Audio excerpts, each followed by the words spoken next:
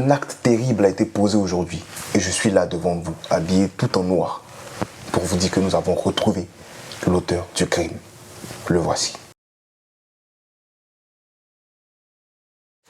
La famille, bonjour et bienvenue dans ce débrief du match AS Monaco contre FC Barcelone. Défaite du Barça pour son premier match de Ligue des Champions.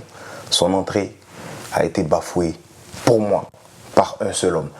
Mais dans cette équipe-là aujourd'hui, je vais vous dire qu'il y a vraiment un seul gars qu'on peut défendre, on va en parler dans la vidéo, mais il y a aussi un seul gars sur lequel, franchement, tu peux te défouler, voilà. Donc voilà, défaite du Barça, j'avais envie de centraliser un peu le débat, j'avais envie de framer un peu le truc, pour que vous compreniez un peu là où est-ce qu'on s'en va. Parce que franchement, voilà, moi je suis énervé, je suis très très énervé. Là, je suis même pas à la maison, je suis pour une semaine à l'extérieur de la ville pour le boulot, pour le travail. Et là, il a fallu que je trouve quoi? Il a fallu que je trouve une librairie, une bibliothèque pour venir me poser, pour mettre mes trucs et tout, demander pardon, est-ce que vous pouvez me donner une salle où je peux enregistrer et tout. Alors, on m'a dit, ouais, tu peux venir te poser là pour enregistrer. Donc, je me suis dit, ouais, je vais voir le match ici, je vais faire un débrief palpitant de la victoire du Barça. Tout ça là, c'est gâté. C'est-à-dire que j'ai l'impression d'avoir fait ça cadeau. Mon cœur est chaud. En Côte d'Ivoire, ça veut dire que je suis fâché, je suis énervé même. Ouais. C'est compliqué d'être fan du Barça. C'est compliqué d'être fan du Barça parce qu'avant ce match-là, tu te permettais de... Bon, je ne suis pas en train de dire que tout est à l'eau. Ça, c'est vraiment loin de là. Et on va en parler. Mais j'ai envie de te dire qu'avant ce match-là, tu te permettais de croire en plusieurs victoires du Barça. Je me dis que c'est vraiment le Bayern. Le Bayern, là, ça sera un match chaud, ça c'est certain. Le Bayern, je me dis, c'est certain, ça c'est un match compliqué. Mais Monaco, franchement, ils sont bons. Et on le savait, j'ai pas pu faire d'avant-match parce que je vais m'apprêter pour faire la route et tout. Mais tu te rends compte que voilà, c'était un match qui était très abordable. Malgré le carton rouge qu'on prend, ben, c'est un match qui est abordable. Mais regardez ce qui se passe après. Défaite du Barça. Qu'est-ce que les gens vont retenir? Les gens vont retenir que Monaco, ils ont tapé le Barça 2 fois cette saison. Donc voilà, on va commencer avec le 11 qui a été aligné aujourd'hui avec Marc-André Ter Stegen au but, une charnière centrale Pau Kubasi, Nigo Martinez, Jules Koundé à droite et Alejandro Balde à gauche. Deux pivots, Casado, Eric Garcia. Donc on a préféré faire jouer Eric Garcia en 6 et donner à Pedri la chance de suppléer, d'aider au milieu. Bon, en tout cas, on va en revenir là. Rafinha à gauche, Lamine Yamal à droite et Lobé, Lewandowski en pointe de l'attaque. Alors, le match commence et voilà, on va déjà commencer par là. Le tournant du match, c'est le carton rouge de... Je sais que c'était calme. Faut que j'attende que ça passe. Et le match commence et carton rouge. Là, il faut en parler direct parce que pour moi, le carton rouge, c'est le tournant décisif de ce match-là. Il n'y a rien à dire. S'il n'y a pas carton rouge, le match, il est différent. Alors, sur le carton rouge, là, il faut qu'on parle directement de c'est la faute à qui. Voilà, directement, il faut qu'on parle de c'est la faute à qui parce qu'il doit y avoir un coupable. Regardez, comment il s'appelle là?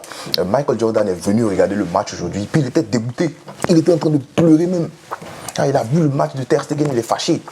Parce que direct là, comme ça, moi, ce que je comprends pas, c'est que déjà, dans ton double pivot, tu as un mec comme Eric Garcia qui n'est pas un 6 de formation. Tu as un mec comme Eric Garcia qui, ça fait pas longtemps qu'il joue à ce poste-là. Il joue pour dépanner. C'est pas Busquets.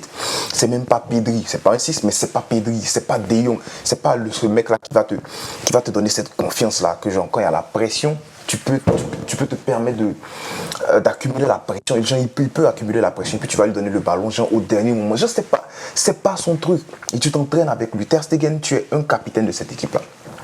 Après, il y a des gens qui me disent non, mais Eric Garcia a fait appel contre appel. Un enfant comme ça, là, va venir faire appel contre appel.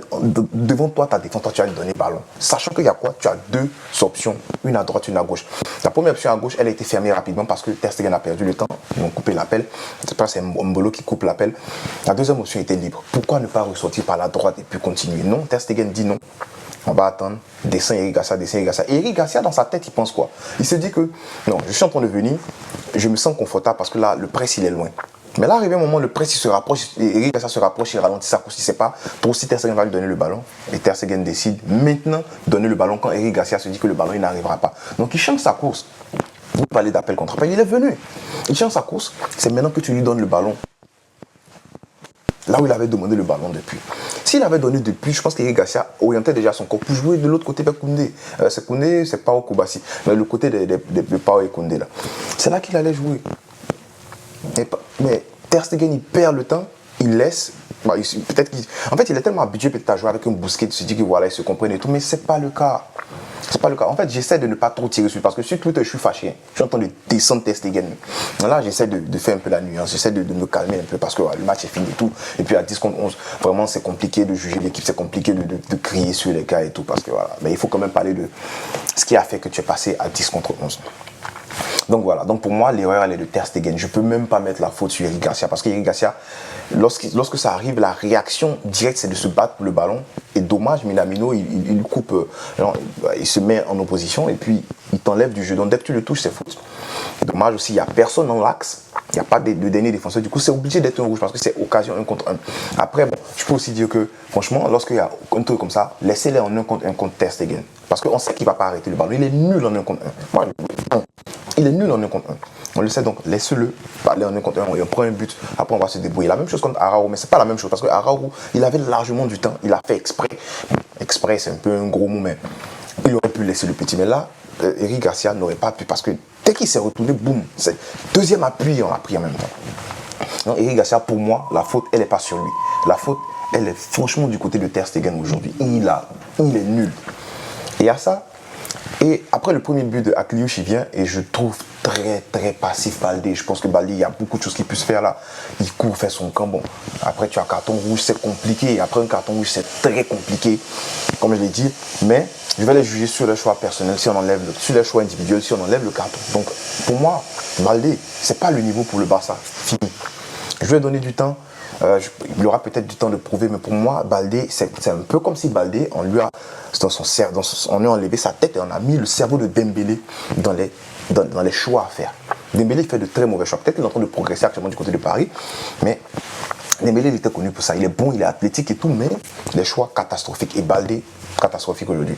Parlons de sa défense sur Akliouche. Je l'ai trouvé trop passif et attentiste. En train de courir vers ses buts là-bas, on dirait Kolo contre Hamzaki là. Et puis après, bon, en premier poteau, on te prend, toi un gardien, on te marque sur ton premier poteau. Bon, deuxième erreur de tête, on te marque sur ton premier poteau. Combien de fois on a parlé de ça? Un gardien, le côté où tu es, c'est là-bas qu'on te marque. Moi, je sais pas, à part ça, dites-moi, si c'est pas la nullité, c'est quoi? L'erreur, là, elle est du Barça. Parce que le Barça aurait dû anticiper, c'est plus former quelqu'un depuis. Iñaki Peña, quand on le met, on n'a pas confiance au suivant. Bon, peut-être que comme c'est un gardien, il faut lui donner un peu plus de temps de jeu, il faut donner il faut donner. Mais avec le Barça, tu n'as pas le temps pour faire ça. Surtout quand actuellement, le Barça n'est pas au sommet de l'Europe, au sommet du monde. Du coup, tu ne peux pas te permettre de faire beaucoup de rotation de gardiens. Si on gagnait la Ligue avec 12 points d'avance, les trucs comme ça, la Ligue des Champions, on était toujours premier, assuré d'être premier et tout. On pourrait donner le temps de jeu à Iñaki. Iñaki, on se rappelle, Iñaki à Galatasaray, c'était. Mais voilà, tu ne peux pas compter sur lui dans un match comme ça. Du coup, je comprends. Mais quand je dis c'est la faute du Barça, c'est la faute du Barça de ne pas avoir trouvé quelqu'un. Pas te prendre un petit gardien en Croatie là-bas, je ne sais pas, en Europe ou en Afrique, où vous voulez. De 3 millions, 4 millions, depuis 10 ans. Si vous pensez que les petits gars de la masse ne sont pas assez bons, ben formez-les. Formez le gars que vous allez prendre 3 millions et puis mettez-le en double pour tester. Mais là, aujourd'hui, on se rend compte qu'il n'y a pas de double fiable. Je me rappelle du petit, j'ai oublié son nom, mais le petit de la Masia là aussi. Et lui, quand même, je l'ai trouvé. Il avait arrêté des pénaltys, tu te rappelles. C'était contre le Real, si je ne me trompe pas. Je ne me rappelle plus trop là. En pré-saison, il avait arrêté des pénaltys. Il était correct. Donc, franchement, Ter Stegen, à partir d'aujourd'hui, pour moi, il est sur la liste. Le joueur numéro 1 a quitté le Barça. Pour moi, Ter Stegen, c'est lui. Parce que, bon, pas le Barça, c'est un peu trop dit, mais disons quitter le 11. Ter Stegen n'a plus sa place dans ce 11. Tu ne peux pas en 2024 compter sur une gardien comme Ter Stegen. Quand de l'autre côté tu as le Real, et je vais prendre le Real en exemple parce que le Real, vous savez que je suis barcelonais, j'aime le Barça et tout, mais il faut prendre des exemples de l'autre côté. Le Real, de l'autre côté, match éclatax, match éclaté, ils reçoivent des gens chez eux à la maison, ils font un match éclaté, mais qui sort meilleur joueur, c'est le gardien. Tu n'as pas un bon gardien dans tes buts, oublie ça, parce que c'est une défense qui te permet de gagner une ligue. Et la Ligue des Champions, là, c'est devenu une ligue, c'est long. C'est une défense qui te permet de gagner la ligue, c'est pas l'attaque. Donc si derrière ça ne fonctionne pas, c'est compliqué. Regardez, combien de fois vous voyez l'équipe adverse prendre le ballon et notre défense est en panique, même si on est en supériorité numérique, même si on joue en 3 contre 2, genre on est 3 défenseurs contre 2 attaquants. Combien de fois vous voyez Koubassi paniquer, les joueurs paniquer, tout le monde paniquer? C'est parce qu'ils n'ont pas confiance en Ter Stegen. Et toi-même, tu es assis chez toi, dans ton salon, et quand tu vois un contre un venir contre Ter Stegen, tu trembles. Donc imagine ceux qui jouent avec lui. Mais c'est compliqué, les gars. Ter Stegen, il est nul. Tu ne peux pas avoir confiance. Tu es défenseur central. Piqué même, on en avait parlé. Tu es défenseur central, il y a Ter Stegen dans ton dos. Tu as peur. Parce que si le gars shoot, si tu n'as pas réussi à bloquer le ballon, c'est but. Ter Stegen, il est nul, il est fini, c'est terminé pour moi. Je ne veux plus rien savoir. Après, on me dit non, il a arrêté les tirs de Mbolo. Mbolo a tiré sur lui. Il a juste à faire ça, il a bloqué. Le deuxième but, bon, là, le 2-1, on a parlé de c'est à qui la faute. On va parler du deuxième but et puis on va revenir sur la Yamal. Le deuxième but, par exemple, là, parce qu'on est en train de parler de Ter Stegen, j'ai envie d'englober tout et puis quitter sur lui. Il m'énerve. Il m'est blessé. Le deuxième but, bon. Tu te fais un peu avoir parce que moi je pense qu'il y a hors-jeu, mauvais alignement de Inigo, je ne sais pas qui là-bas, lui aussi, bon, pas au moins. D'accord, il y a un 1 contre 1 qui arrive. Ter Stegen, tu fais quoi? Tu recules. Tu vas dans ta cage, tu agrandis l'angle. D'accord. Là, le gars, il hésite, il ne sait pas quoi faire parce que sûrement il s'attendait à ce que tu sortes pour te dribbler. Les attaquants, ils s'attendent toujours à ça. Donc tu ne sors pas, il hésite, il ne sait pas quoi faire. Compris. Jusqu'à là, il y a fouille. Maintenant, on tire sur toi. Tu plonges, pourquoi? L'autre côté. C'est-à-dire que tu dévies le ballon dans tes camps. Où tu étais là, c'est là-bas, il a tiré. Tu t'entends là-bas. Même Nyangwa était fort que Ter Stegen, que vous êtes en train de voir là. Non, franchement, moi je suis découragé. Je suis découragé de ce que je vois de la part de Ter Stegen. Il est trop nul. C'est pas avec un gardien comme ça que tu vas remporter une Ligue des Champions, non. C'est pas avec ça. Pour moi, Ter Stegen, c'est la ramasse. 2 sur 10. Je sais pas, peut-être pour les quelques saves qu'il a fait. Même pour sortir prendre le point, pour sortir prendre le ballon avec le point, il prend ça part derrière. Non. Ter Stegen, pour moi, Ter Stegen là, il fout la journée de tout le monde en l'air. Il fout la journée de ces jeunes-là qui rêvaient de commencer une très bonne Ligue des Champions. Déjà, il fout la journée d'Eric Garcia en l'air. Même si Eric Garcia, je pense que voilà. Peut-être qu'il y avait quelque chose qu'il aurait pu faire. Mais franchement, moi je joue au foot là. Je suis un 6 là. Je suis même pas expérimenté, déjà jouer en 6. Si je ne suis pas expérimenté, quand tu m'envoies le ballon, viens envoyer directement. Maintenant, après, il vient, tu ne me donnes pas. Mais il change ma coup. Tu n'es pas venu devant toi comme ça. Donc pour moi, il fout la journée d'Eric Garcia en l'air. Après, peut-être il y a des six expérimentés qui savent quoi faire dans ce genre de situation. Mais il faut la journée d'Eric Garcia en l'air. Il faut le début du championnat de Ligue des Champions d'Eric Garcia en l'air. Mais il n'y a pas que ça. Il faut aussi le début, par exemple, de Anso en l'air. Parce qu'Anso, il allait commencer, si on menait ou quelque chose comme ça, il allait commencer bien.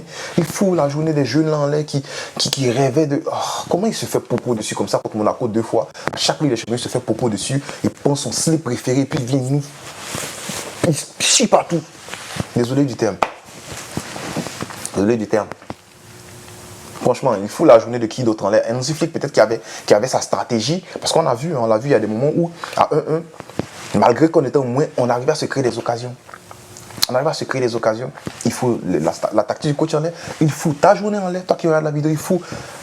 peut-être les gens qui sont contents, les madrilènes, ceux qui nous détestent, le monde entier, eux ils sont en jail. Ils vont dire merci à Ter Stegen. Même Laporta, il doit être fâché actuellement. Laporta, frère, tu dois faire quelque chose là. Voilà, donc je vais m'arrêter là-dessus. Je suis fatigué, Ter Stegen. Trop parlé de Ter Stegen. Peut-être 5 minutes, on a 10 minutes, on parle de Ter Stegen. Alors, pour moi, Pau Kobasi, les deux personnes hein, qu'on peut... 3, les jeunes de la Masia. Pau Kobasi, Casado, Lamine Yamal, pour moi, tu peux les prendre et puis les sortir. Et puis le reste, tu vas parler d'eux. Parce que je vais finir avec le négatif, j'ai pu parler de ce gamin. Parce que, Alejandro Balde, j'en ai déjà parlé, occasion, tu peux tirer. Il se précipite, il jette, mais calme-toi, petit, calme-toi. Fais comme à l'entraînement, petit. Pose-toi, tu mets ce but-là, on sait derrière, c'est fini. Il y avait 2-1, il y avait 1-1 là, il marque ça, ça fait 2-1, on sait derrière, c'est fini. Mais il faut constater que voilà, il se précipite, il jette un peu comme Dembélé. C'est pour ça que je dis, ils ont ouvert son crâne, ils ont mis le cerveau de Dembélé dedans, parce que ses choix cataclysmiques, défensivement, offensivement problématiques.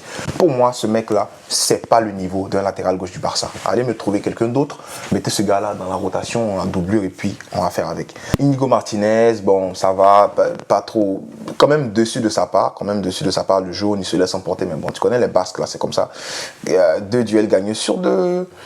Bon, il fait pas un match dégueulasse, je le trouve un peu, il a failli accorder un penalty, chance que les arbitres sont revenus là-dessus, parce que franchement, il n'y avait pas faute. Quoi d'autre, je sais même pas, c'était tellement compliqué de prendre un joueur comme ça et puis de parler de lui à cause de tout ce qui s'est passé là. Donc voilà, je vais vous laisser parler de Inigo Martinez. Pau Kobasi, match, c'était quand même un match solide, parce que même avec il y avait un hors-jeu, tu le vois, il sort. il vient contre le ballon. Comme je l'ai dit, le petit est prêt à se blesser, même s'il y a hors-jeu ou pas, parce qu'il ne veut pas prendre de but. Le petit, il a sorti le match qu'il pouvait sortir. Voilà, c'est le match qui va sortir. Oui, certes, il y a sûrement eu quelques manquements de la part de Pau Kobasi, mais franchement, je ne l'ai pas trouvé exécrable dans ce match-là. Je l'ai trouvé, voilà, je l'ai trouvé correct. Je vais dire ça comme ça. Je l'ai trouvé correct. Marc Casado, voilà, lui, son match, franchement, tu peux le prendre et puis l'afficher quelque part où tu veux, hein, parce que franchement, pour moi, il fait quand même un bon match. C'est compliqué pour lui de jouer là comme ça. Tout ce j'ai envie de dire, parce que ouais, Pedri descend pour aider après, mais Pedri il doit quand même faire les tâches offensives. Pedri, pour moi, qui n'a pas fait un bon match aujourd'hui, il est monté en puissance. Il n'a pas commencé bien son match. Comme je l'ai dit, tu peux pas. Écoutez ce que tu peux pas venir et puis tirer sur lui. Non, non, non. Parce que c'est chaud de jouer comme ça, de prouver ton talent quand tu commences un match comme ça. Même mentalement, c'est compliqué. Numériquement, c'est chaud. Donc Pedri, il monte en puissance, lui, mais voilà, je trouve que voilà, c'est pas le Pedri qu'on a l'habitude de voir. A raison, c'est très normal. Mais Casado, pour moi, il fait quand même un bon match. Compliqué pour lui, mais Casado, il gagne des duels, il récupère des ballons. Oui, il en perd beaucoup, mais il récupère des ballons, des passes précises. Même chose pour Pedri qui fait de très bonnes passes précises, surtout la sortie de balle à droite là-bas, où il est pressé par Mbolo, si je ne me trompe pas. Il sort, il fait une sortie de balle avec Yamal, puis il change de côté. Franchement, parfait, c'est parfait à voir. C'est juste dommage que voilà, ça n'a pas servi à grand chose parce que, bon, ça a servi à libérer l'équipe, mais quand je dis ça n'a pas servi à grand chose parce qu'on n'a pas gagné. C'est ce que les gens ont dit, mais si tu as regardé le match, tu comprends que c'était bien, ça a aidé. Lamine Yamal, oh, petit merci. Merci, parce que sans toi, il y a zéro espoir dans ce match-là. Il y a zéro espoir dans ce match-là. Lamine Yamal, il décide de ne pas regarder Lewandowski, faire ses trucs là-bas, placer son ballon premier poteau, prendre le gardien à contre-pied, but. Voilà, il aurait pu faire la passe à Lewandowski, il a terminé sa chance. Même chose comme Hendrik hier.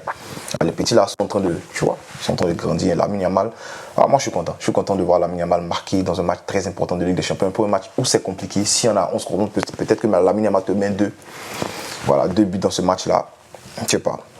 Mais voilà, c'est très bien pensé dans Hansi Flick de ne pas avoir sorti Lamine Yamal pendant qu'on était mené. Et puis voilà, d'essayer de continuer d'attaquer parce que malgré qu'on était mené, dominé et en moins, l'équipe se créait des occasions. L'équipe sortait le ballon proprement. L'équipe voulait garder le ballon. Et c'est ce que j'aime chez ce Barça dans Hansi Flick là. Pour moi, Rafinha, il fait pas un bon match. Voilà. Est-ce qu'on va venir tirer sur lui? Si un mec qui on joue à 10 contre 11, on va venir tirer sur lui. Si un mec qui a tellement bien joué la saison dernière, cette saison, qui commence très bien sa saison. Voilà, pour moi, c'est voilà, faut rebondir là-dessus. Et puis dans le week-end, voilà, faire quelque chose. Envoyer un statement. Faut gagner ce week-end. Faut envoyer un statement pour dire, écoute, ça s'est mal passé, mais on va refaire les choses, on va bien refaire les choses. Et voilà. Quoi d'autre? Sergi Dominguez, il est entré, bon, pas mal. Ferran Torres, il est entré, c'est 20 ballons, si je ne me trompe pas. Voilà, c'est compliqué, c'est très très compliqué de juger sur ce match-là. Mais je suis déçu, franchement, je suis très déçu de Ter Stegen. Très déçu de Ter Stegen. En plus, tu es capitaine mentalement, c'est toi qui dois montrer l'exemple. Mais ça, c'est pas un bon exemple à montrer. Très content pour Lamine Yamal et les jeunes de la Masia qui ont quand même joué un bon match.